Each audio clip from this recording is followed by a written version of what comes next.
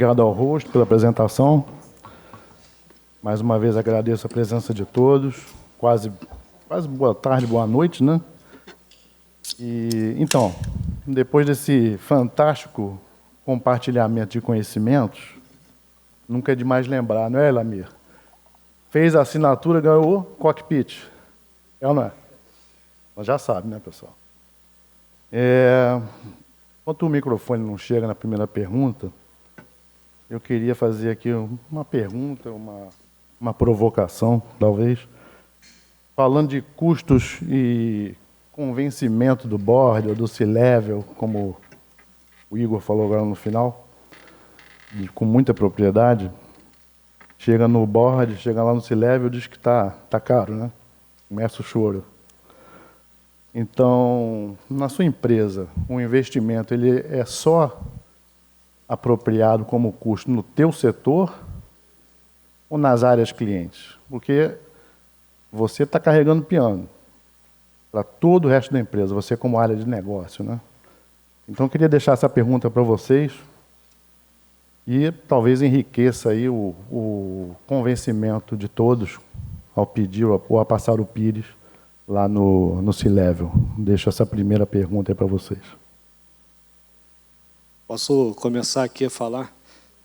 Na minha visão, seria mais fácil a TO conseguir convencer o board, porque está diretamente ligado ao core business da empresa. Mas a TI é a área de apoio, mas acaba que a gente que tendo mais entrada, né, com o board, é sempre um desafio quando a gente vai propor investimentos, reforços de segurança, tudo isso.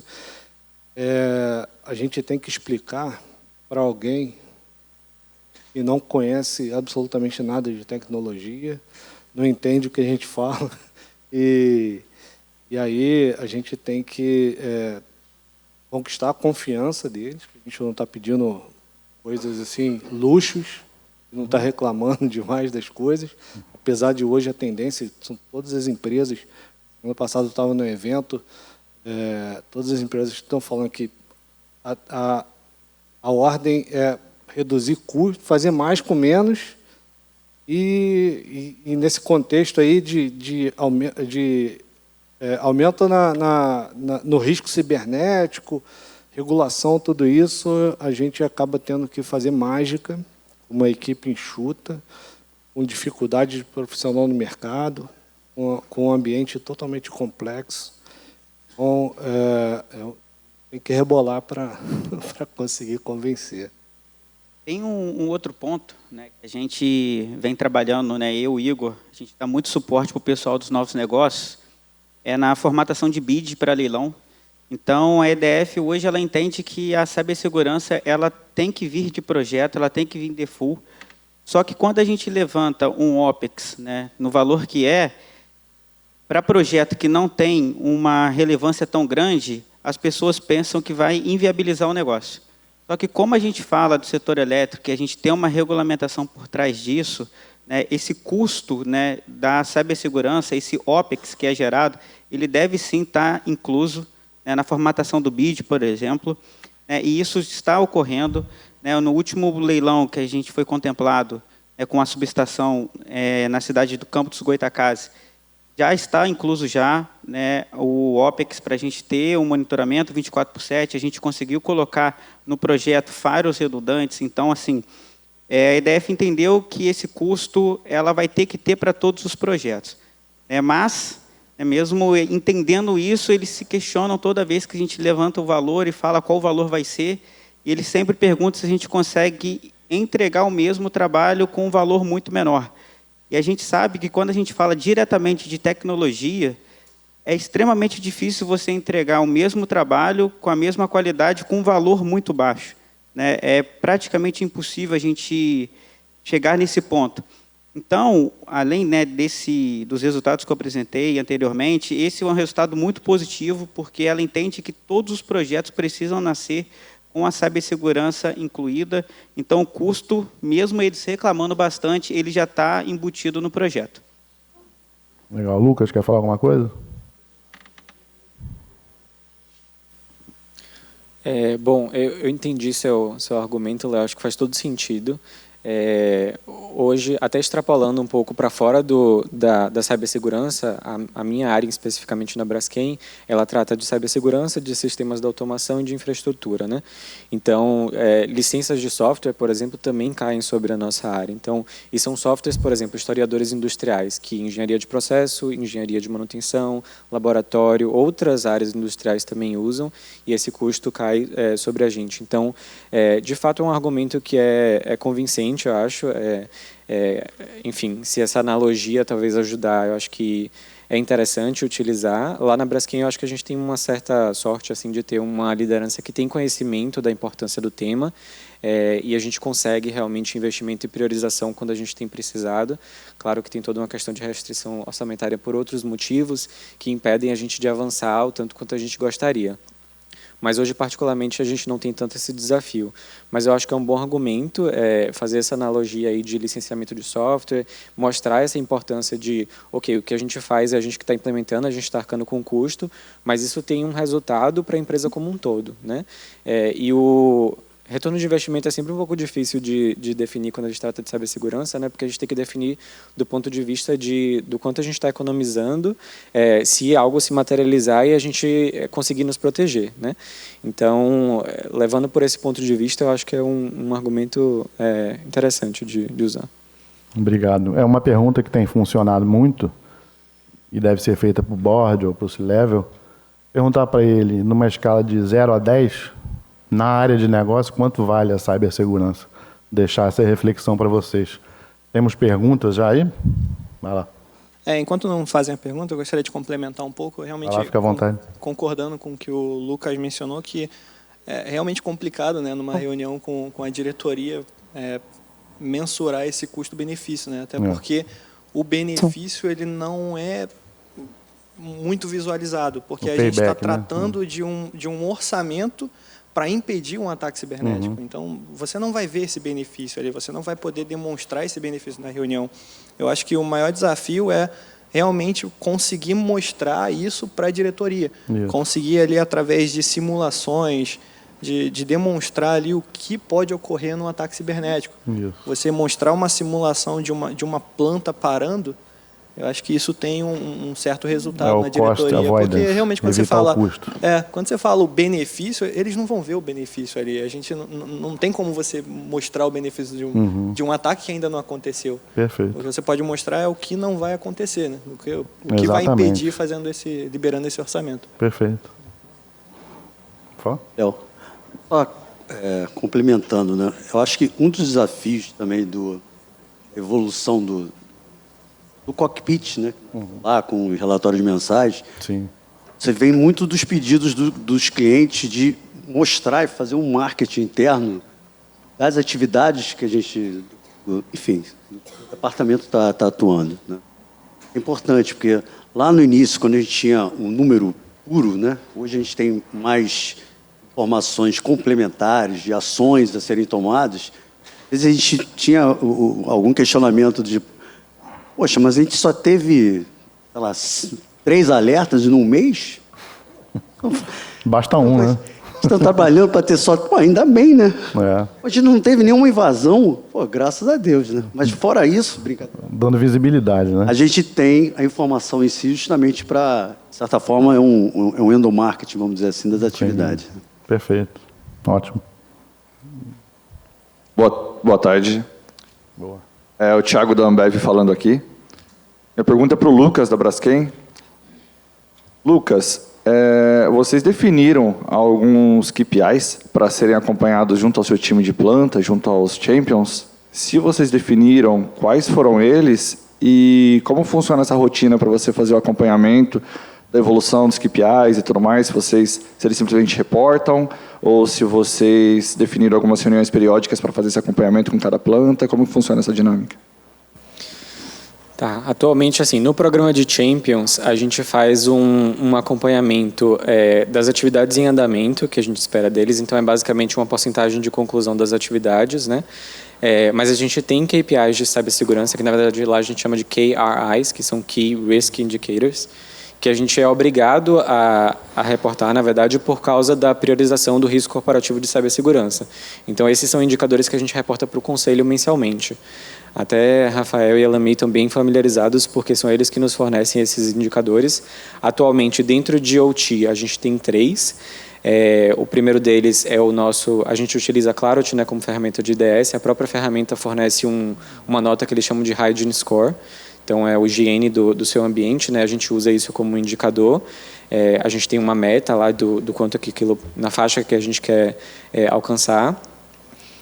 O segundo indicador é tickets aguardando o retorno da Braskem, que estão em aberto, né? Então, é um risco conhecido que a TaySafe nos sinalizou, o nosso SOC nos sinalizou, e a gente ainda não resolveu, né? Alguma ação pendente do nosso lado. E o terceiro, me fugiu. Mas assim que eu lembrar, eu te conto.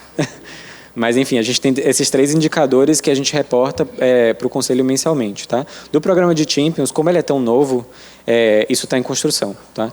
Então, atualmente, a gente faz o acompanhamento das atividades, a gente tem sempre aquela porcentagem aí de atividades completas que a gente reporta para os líderes dessas pessoas. Né? Então, no fim das contas, são engenheiros de planta, então a gente reporta para os coordenadores e para os gerentes. Porque, no fim das contas, nós não somos líderes deles, né? Eles têm líderes próprios, assim, que acompanham o trabalho deles e têm a noção do todo. Porque a nossa preocupação sempre eles têm essas responsabilidades dos Champions, mas eles têm diversas outras responsabilidades que só o líder dessa pessoa vai ter noção, né? Então, hoje é o único tipo de reporte que a gente faz do programa. Tá? Nada. Boa tarde. Aqui de Lucas para Lucas também, mas eu queria ouvir a opinião do pessoal da IDF também. Engraçado, a apresentação de vocês, a gente vai olhando e vai vendo como são similares, né, os problemas nas indústrias e muitas vezes as soluções também. Então, esse programa Champions, né, que a Braskem criou, é bem parecido com algo que a gente tem na companhia aqui também. E uma das coisas que a gente está tendo alguns desafios é que existe um overlap entre o que são as rotinas de manutenção que já eram feitas e o programa de cybersecurity que vem meio que on top disso. E gera esse overlap, às vezes não está 100% embarcado já num framework interno, de governança interna que vocês possam já ter, né, de rotina, de fábrica, de rotina, de manutenção. E aí eu queria saber como é que está sendo o desafio de inserir isso na rotina de alguém que já provavelmente já estava cheio de coisas para fazer, né? Então, como é que está sendo esse desafio nos 2 ambientes aí?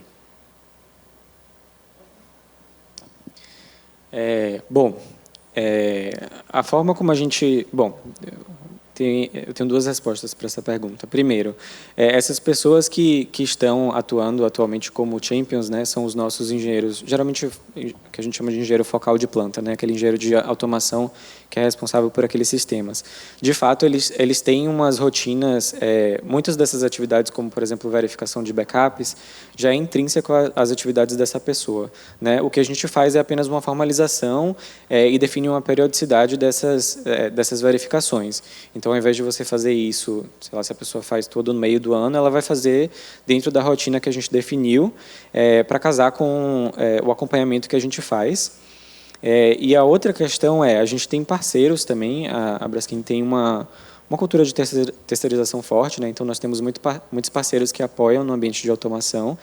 E o que a gente está fazendo em paralelo é tentando delegar algumas dessas atividades que são de monitoramentos contínuos para parceiros e formalizar isso contratualmente. Né? Então, a gente está fazendo hoje um esforço também de revisão contratual dos nossos parceiros, que define uma periodicidade de execução de monitoramentos e de reporte para a gente, né? De verificações. Por exemplo, o backup. Né? Eu mostrei ali na apresentação que a gente faz a verificação de backup no primeiro trimestre. Mas essa verificação do Champion é algo que vai muito mais a fundo do que o parceiro faz.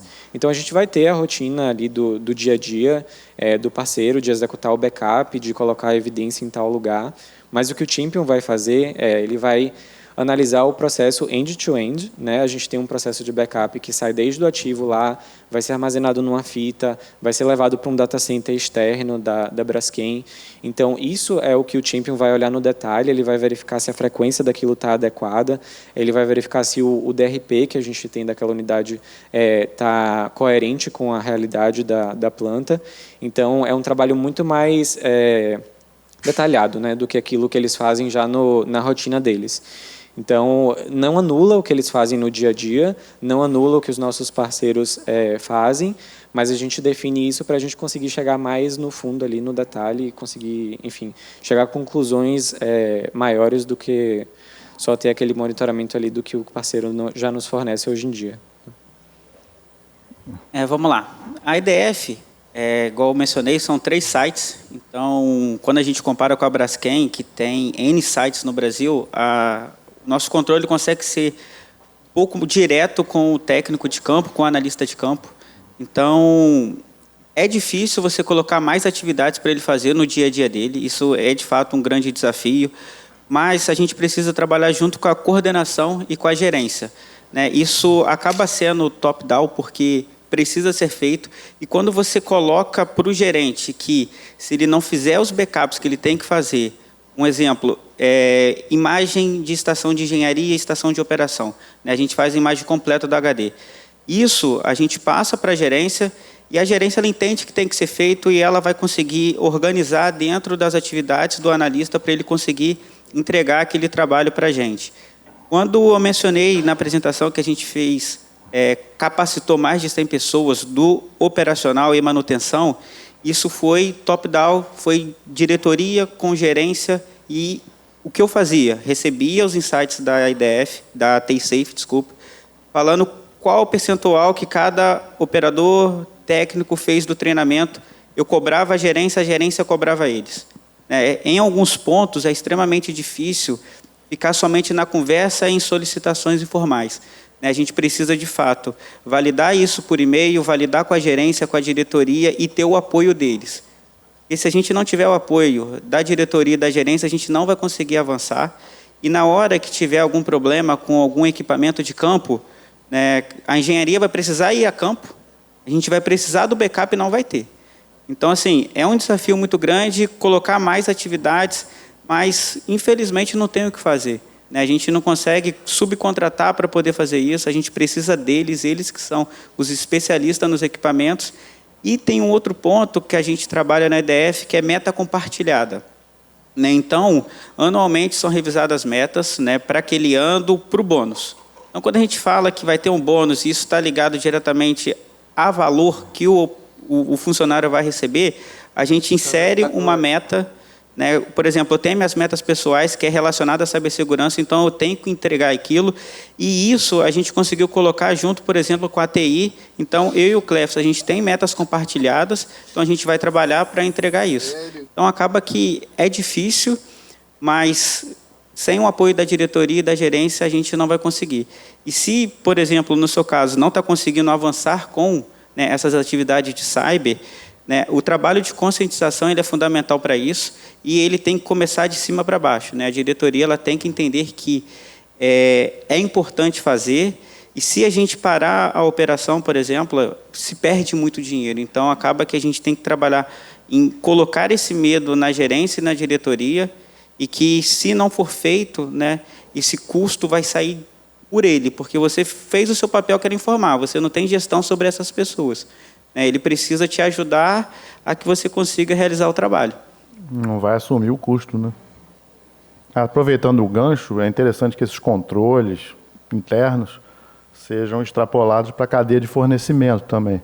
Porque qualquer ataque na cadeia de fornecimento pode parar a tua planta também. Um caso lá em Manaus, lógico, não vou citar o nome, o sujeito fabrica lá componentes eletrônicos e tal, e houve um ataque na cadeia de fornecimento que incapacitou o fornecimento de certos componentes. Então, o cara parou não só a operação de fornecimento, mas de produção também. Então, são custos que quem é que vai pagar no final do dia? Esse é um dos problemas.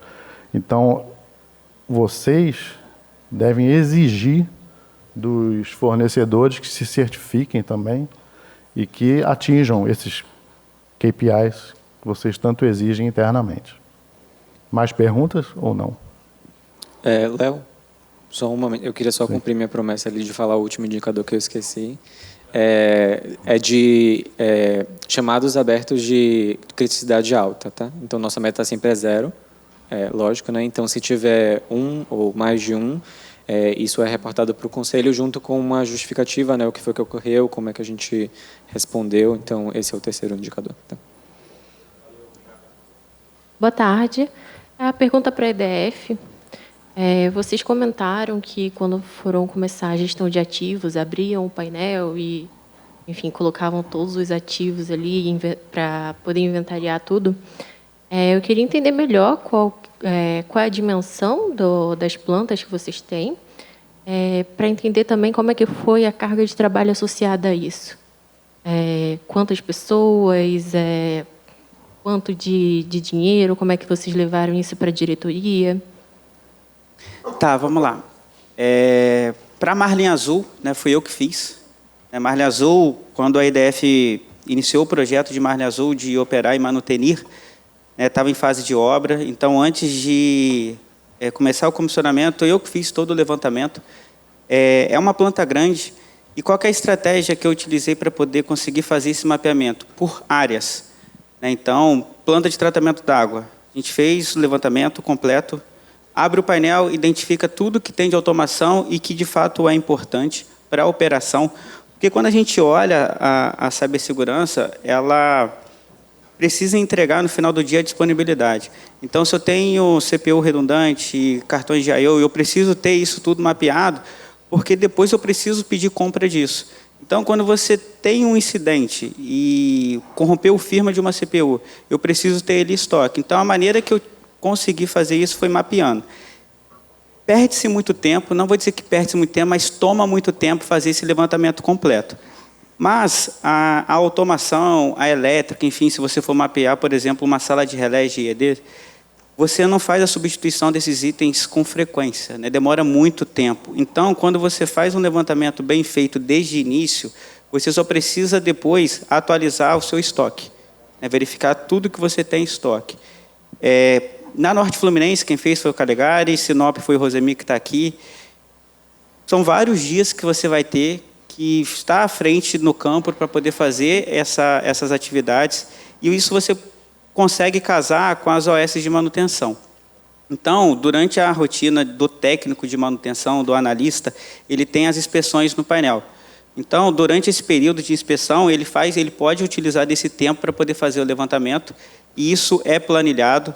Depois que a gente fez o levantamento, a gente cruzou as informações para tentar identificar dentro do mesmo site quais equipamentos se repetiam.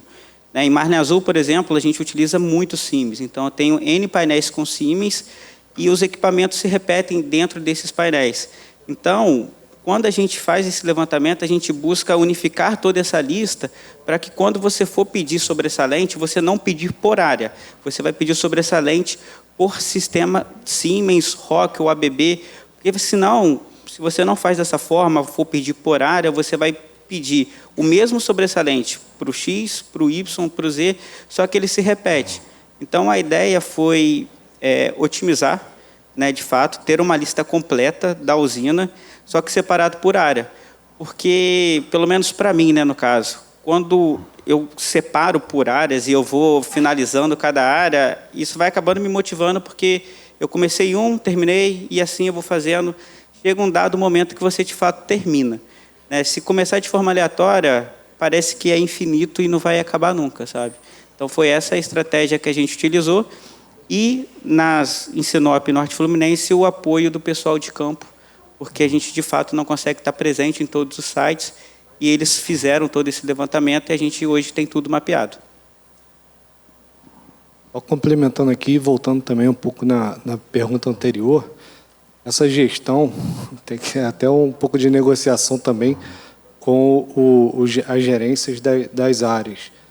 E não adianta o Vinícius delegar uma função para uma pessoa que é liderada por uma outra. O cara vai ter um conflito ali de prioridades, ou vai atrasar o próprio trabalho, ou vai atrasar o trabalho do Vinícius na governança de cibersegurança.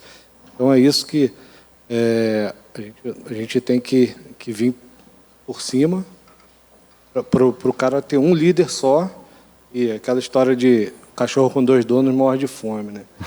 O cara, um esquece de dar comida, o outro esquece. E aí, essa analogia é um pouco meio...